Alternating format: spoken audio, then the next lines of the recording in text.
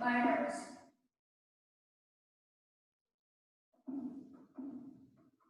So briefly, if we describe biodiversity or define biodiversity, we can say that it is the sum total of all kinds of life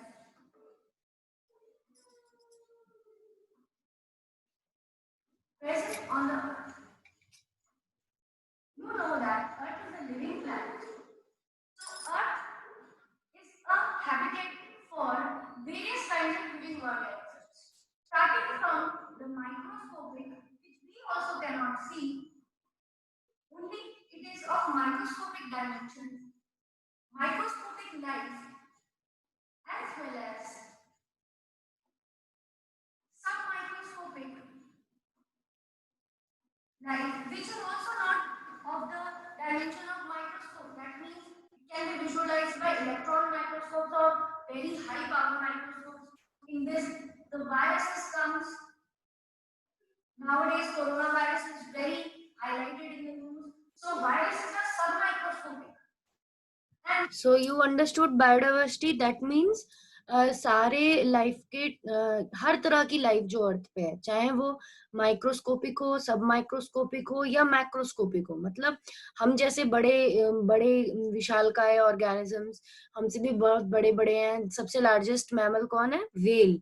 so blue whale है. तो इस तरह से, और सबसे छोटा organism क्या है? बैक्टीरिया. सो हर तरह की लाइफ का टोटल होता है biodiversity. And with this, macroscopic lives are also there. Macroscopic means which are higher organisms, like we see around us, plants, various kinds of animals. So they are macroscopic organisms, which need not any instrument to see them. Now, this all sum total, this all living organisms, group of living organisms is known as biodiversity. On the earth, we say that there is roughly 1.8 million species. And every year, biologists and scientists add nearly about 15,000 species discovered every year through their exploration of various extreme environments. They can also explore, for example, in Arunachal Pradesh also, new kind of variety of toad is also seen, new kind of variety of tortoise is also seen in Arunachal Pradesh. Various different kinds of birds are discovered now and then. So, therefore, we say that biodiversity is ever increasing. The range of life around us is ever increasing.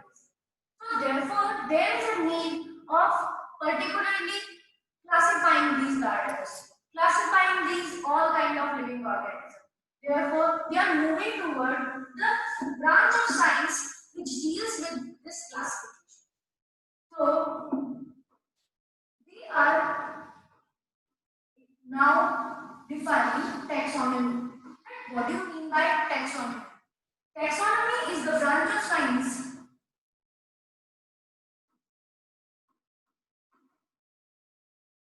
which deals with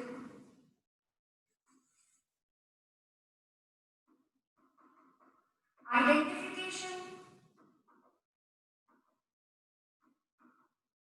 and classification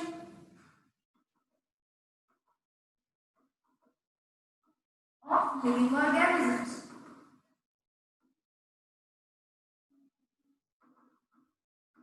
Here, the organisms are put into particular categories. Organisms are put. तो अभी ये आपको पता चला कि क्योंकि biodiversity हमेशा बढ़ती जा रही है, एवर इंक्रीजिंग है. अभी हमने यही देखा कि हर तरह के जो बायोलॉजिस्ट होते हैं, जो साइंटिस्ट होते हैं, हमेशा वो कुछ ना कुछ नए ऑर्गेनिजम्स को डिस्कवर करते रहते हैं। जैसे मैंने बोला अरुणाचल प्रदेश में नए तरह के टोटोइस का डिस्कवरी हुई है, और केरला की एक लेक में नई तरह की स्कॉर्पियन फिश नाम की फिश की डिस्कवरी हुई है। तो हमेशा कोई ना कोई साइंटिस्ट जो जिस एरिया को एक्सप्लोर कर रहे हैं वहां से नए ऑर्गेनिजम्स डिस्कवर होते रहते हैं, हर दिन डिस्कवर होते रहते हैं। तो नीड ऑफ क्लासिफिकेशन पड़ी, फिर ऑर्गेनिज्म को क्या करना पड़ेगा, एक पर्टिकुलर ग्रुप्स में, पर्टिकुलर कैटेगरीज में क्या करना पड़ेगा हमें, मतलब ग्रुप में रखना पड़ेगा, उन्हें आइडेंटिफाई करके उन्हें क्लासिफाई करना पड़ेगा। क्योंकि अगर हम उनकी बेटर स्टडी चाहते हैं, उनके बारे में ज्यादा नॉलेज चाहते हैं, उनसे हम ह्यूमन के लिए क्या वो ह्यूमंस के लिए या इकोसिस्टम में क्या रोल प्ले कर रही है, अगर उनको पर्टिकुलरली उनको अच्छे से डीप स्टडी करना चाहते हैं तो हमें क्लासिफिकेशन करनी ही पड़ेगी। तो ये नीड ऑफ क्लासिफिकेशन होती है। ठीक है, तो चैप्टर 1 में जो आपका द लिविंग वर्ल्ड चैप्टर है उसमें सबसे पहले व्हाट इज लिविंग बताना है आपको, देन बायोडाइवर्सिटी का कॉन्सेप्ट बताना है, और देन नीड फॉर क्लासिफिकेशन। जो जो 3 टॉपिक अभी अभी हमने इस क्लास में कवर किए। तो लिविंग से शुरू करा कि लिविंग क्या होता है, एक self replicating, self conscious, self regulating that system is there which is doing metabolism, जो केमिकल रिएक्शंस भी कर रहा हो अपने अंदर, and showing 4 properties like growth, reproduction, metabolism, consciousness, that is considered as living. Then हम आए कि बायोडाइवर्सिटी क्या है। Biodiversity is the sum total of all the type of living organisms present on the earth, whether they are microscopic और macroscopic. Then आए हम need for classification. Need for classification because there are so many number of species on earth. There are 8.3 billion species on earth, and every day and every second scientists are exploring new species. They are discovering new species, so to remember them it is a tough task. हम इतने सारे organism को एक साथ कैसे remember कर सकते हैं, तो हमें उनको क्या करना पड़ेगा, पर्टिकुलर ग्रुप्स में रखना पड़ेगा, क्लासिफाई करना पड़ेगा। क्लासिफाई मतलब जिन एनिमल्स की मोर सिमिलैरिटीज हैं, एक जैसे कैरेक्टर्स ज्यादा हैं, उनका एक ग्रुप बना दिया और उनको दूसरे एनिमल से अलग ग्रुप में रख दिया। तो on the basis of differences in similarities organism को क्या करना, क्लासिफाई करना। और इस ब्रांच, इस स्टडी की ब्रांच को, जो ये ब्रांच ऑफ साइंस है जो इससे डील करती है ऑर्गेनिज्म को आइडेंटिफाई करना, क्लासिफाई करना, उसको टैक्सोनॉमी कहते हैं। क्या कहते हैं, टैक्सोनॉमी। ठीक है, तो ये आपके चैप्टर 1 में हम सिर्फ सिलेक्टेड टॉपिक चुन रहे हैं क्योंकि सीबीएसई ने जो रिड्यूस्ड सिलेबस किया है, हम सिर्फ उसी टॉपिक्स को पढ़ाएंगे जो सीबीएसई ने अभी दिए हैं, क्योंकि हम 4 चैप्टर तक कंप्लीट कर चुके हैं। इस वजह से हमें बिल्कुल जल्दी से उन चैप्टर्स की जल्दी से ब्रीफली अंडरस्टैंडिंग लेनी है। ठीक है,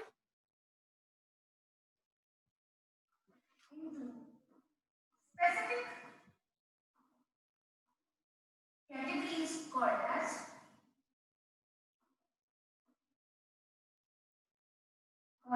taxa. Taxa. So these taxa is a plural and taxon is a singular. One category. So there are different kinds of categories in which the organisms are grouped. For example, you might have heard about the name of the organism. Like if you say mango, mango is a fruit, and then we say that what is its botanical name? We say that its botanical name is Mangifera indica. So we here write this name in 2 categories. We use 2 categories of taxonomy. What are those 2 categories which are used for writing the name of mango? So first word is showing the category or taxa genus, and the second word is showing the taxa species. So therefore there is particular category for every organism on the earth, and this system of putting the organism in the categories is taxonomy. So now we will understand. so it is clear, Shreya, it is clear to you कि taxonomy किसको कह रहे हैं? Yes ma'am. ठीक है, तो ma'am, हाँ बोलिए। मैम हमें नोट साथ के साथ बनाने हैं या बाद में ये वीडियो अवेल होगी?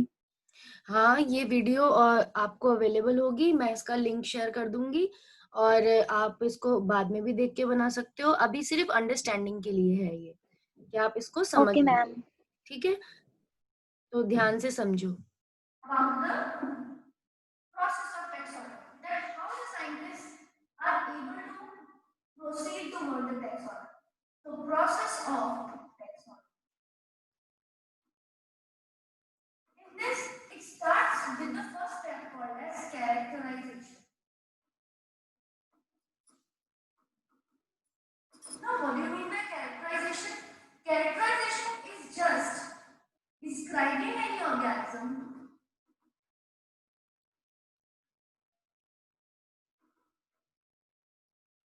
morphologically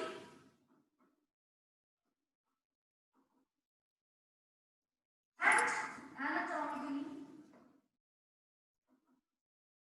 Means morphologically means externally by external features,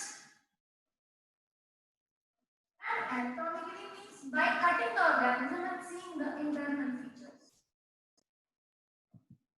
So, because we have studied organism in both forms, we have studied the characters, noted the characters, noting the features.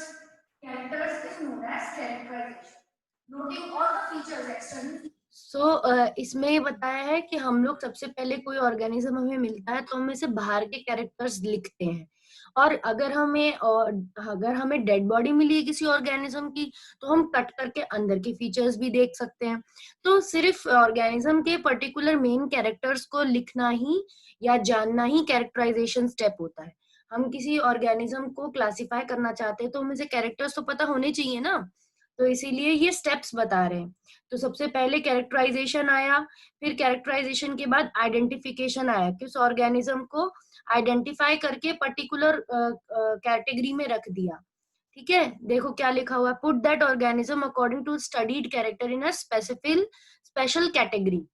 जैसे कि ग्रीन, अगर मान लो हमारे पास जो sample आया होता वो ग्रीन होता, फ्लैट सरफेस होती, डेलिकेट पार्ट्स होते, तो हम उसे कौन सी कैटेगरी में डाल देते?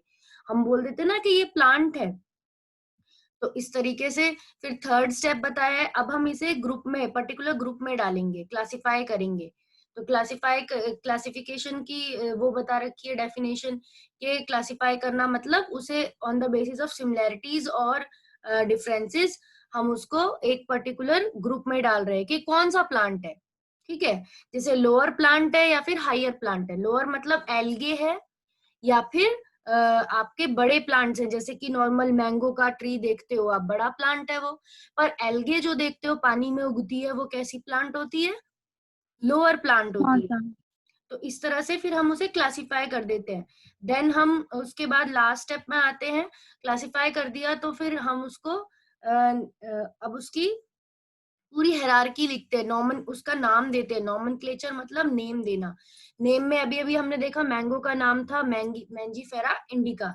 तो किसी का भी हम नाम देते हैं तो उसमें दो नाम होते हैं, एक बायनोमियल नेम में दो नाम होते हैं। पहला वर्ड जो होता है उसका जीनस होता है जिसका पहला लेटर हमेशा कैपिटल होगा, और दूसरा वर्ड स्पीशीज होगा। ये उसके रूल्स हैं नॉमेनक्लेचर देने के। ठीक है, और फिर Okay, ma'am. आपका बायनोमियल नोमेनक्लेचर के स्टेप्स बताए हैं कि एनसीईआरटी में भी दिया है, 2 पार्ट में नेम होगा। और फिर अगर प्रिंट फॉर्म में लिखेंगे तो इटैलिक्स में लिखेंगे उसको, और अगर हैंड रिटन लिखेंगे तो क्या लिखेंगे? अपनी राइटिंग में लिखेंगे, हैंड रिटन करके सेपरेटली अंडरलाइन करेंगे। ये कुछ स्टेप्स हैं जो आपको दिए हुए बायनोमियल नोमेनक्लेचर के लिए। मैं वीडियो को फॉरवर्ड इसीलिए कर रही हूँ क्योंकि इसके बाद ये टॉपिक स्किप है सीबीएसई में, इसीलिए सिर्फ इसकी थोड़ी सी इंट्रोडक्शन दे रही हूँ मैं। इसके बाद डायरेक्टली आपका टेक्सोनॉमी में जो टॉपिक दिया हुआ है वो है कॉन्सेप्ट, स्पीशीज कॉन्सेप्ट दिया हुआ है कि स्पीशीज से आप क्या समझते हो। तो मैं उसी पे डायरेक्टली आना चाहती हूँ। तो मैं उसी टॉपिक पे डायरेक्टली आना चाहती हूँ जो आपकी अब डायरेक्टली नेक्स्ट टॉपिक है। ठीक है, व्हाट इज स्पीशीज, इस पे आना चाहती हूँ। What is species?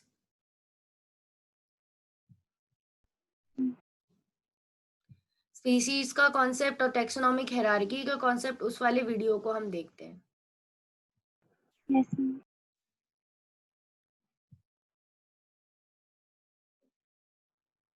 और जो टॉपिक्स आपके इसमें हैं मैं अभी बताऊंगी वीडियो में, वही आपको फिर बना। Students, my name is Hemant Yadav and today our lecture 3 will be on the taxonomic hierarchy. Chapter 1, the living world for class 11.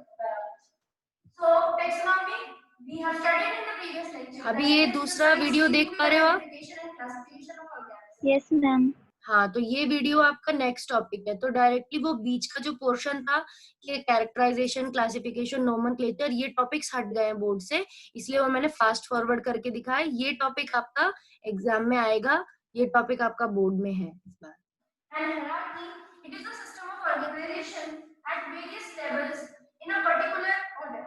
System of organization of categories, different categories at various levels in a particular order.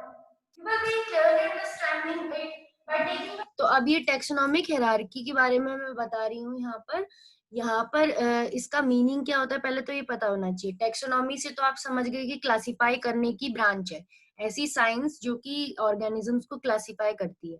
अब taxonomy की hierarchy क्या है? जितनी भी category किसी भी organism के लिए होती है, जैसे 7 कैटेगरीज होती हैं, ठीक है, तो 7 कैटेगरीज हैं, species, genus, phylum, order, class, family. इनको पूरा एक ऑर्डर में रखा जाता है, एक पर्टिकुलर इंक्रीजिंग ऑर्डर या डिक्रीजिंग ऑर्डर में रखा जाता है। इस पूरे ऑर्डर को क्या बोलते हैं? हायरार्की। क्या बोलते हैं? हायरार्की। तो ये 7 कैटेगरीज के बारे में ये वीडियो है, और इसको ये पूरा जब भी किसी भी ऑर्गेनिज्म के लिए, चाहे ह्यूमन के लिए लिखा जाए, चाहे टाइगर के लिए लिखा जाए, ये 7 कैटेगरी का नाम देना जरूरी होता है। For example of animal. For example, if I take the animal like tiger, what is the name of the tiger? The name of tiger, you know, it's Panthera. Panthera tigris. So Panthera is the genus, it's the first name, and tigris is the second name.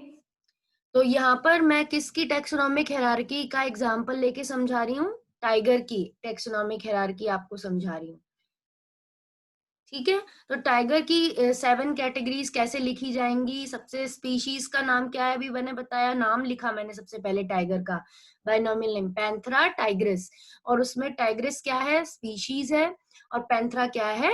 Genus है। अब मैं इसमें इन चीजों की definition भी बताऊंगी इस video में कि स्पीशीज की डेफिनेशन क्या है, जीनस की डेफिनेशन क्या है, फैमिली की क्या है, ऑर्डर की क्या है। तो इस तरीके से आप इसको समझेंगे वीडियो में से। So, what is the smallest level of classification, or what is the smallest category? It is species. So, tigris is the species. So, we have written here tigris. Species. Now, we should define what is species.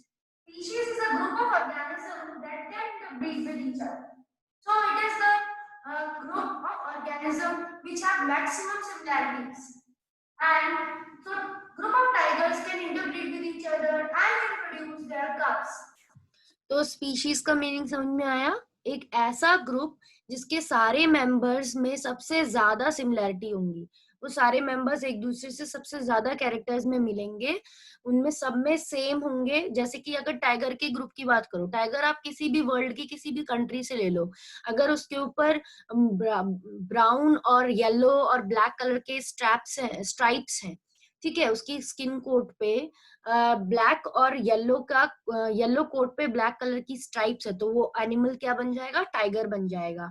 और उसके year हैं बड़े बड़े, उसके मतलब दांत बहुत carnivorous type के हैं, आईज हैं, तो इस तरीके से टेल है। तो ये सब फीचर अगर आप किसी एनिमल में देखोगे, हम बोल देंगे टाइगर की स्पीशीज है, ठीक है। और ऐसा group of organisms, the group of organism which have maximum similarities and can interbreed, उसके मेंबर एक दूसरे से क्या कर सके? रिप्रोडक्शन कर सके, ऐसे ग्रुप को क्या कहते हैं? स्पीशीज। समझ में आया? Yes, ma'am. ठीक है, आगे समझो। अब जीनस की बात होगी अब। So this is tigris, and all the tigers in this group will be maximum similar to each other. For example, this is Savai Madhopur, and we have Ranthambore National Park, which is very famous for its tigers. So now coming to the genus, what is a genus? This is the first name of the tiger, Panthera.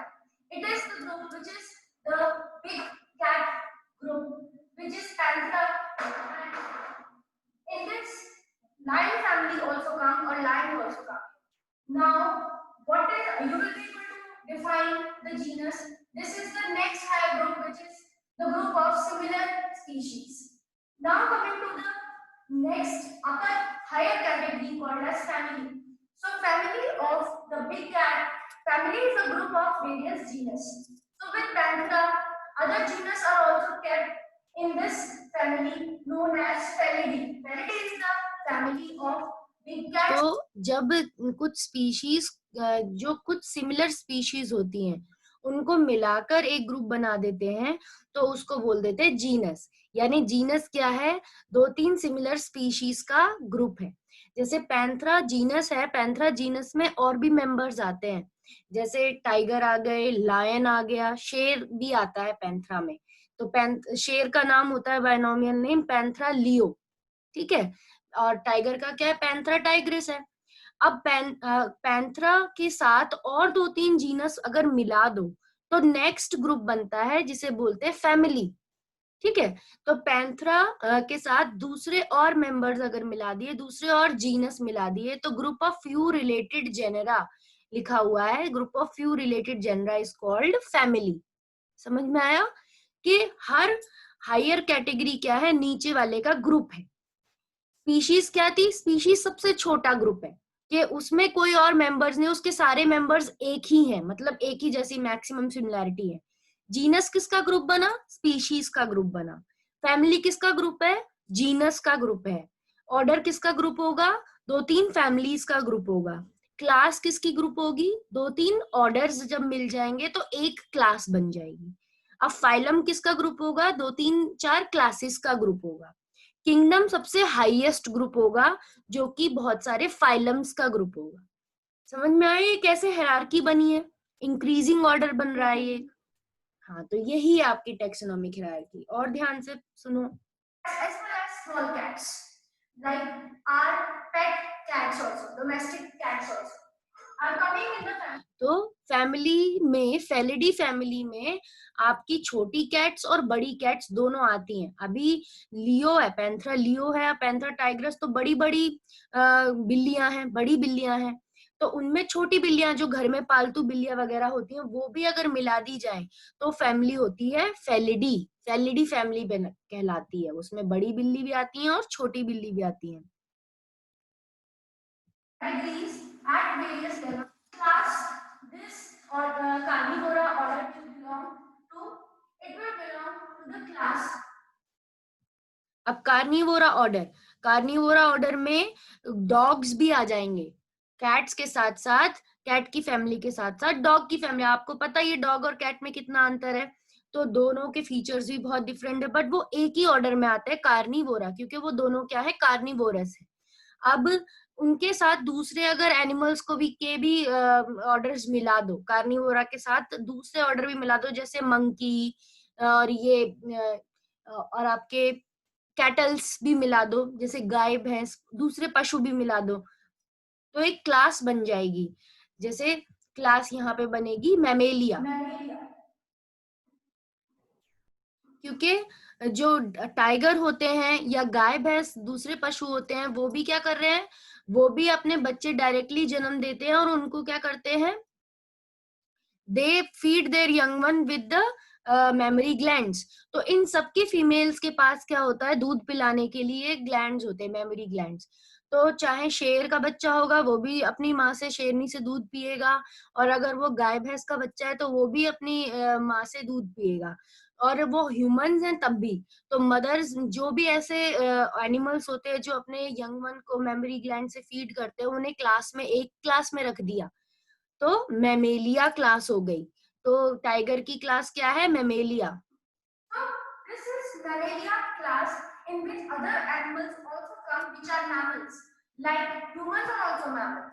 Whichever animals give direct birth to their young ones and feed them through their mammary glands. Humans have mammary gland with producing glands to feed their young ones.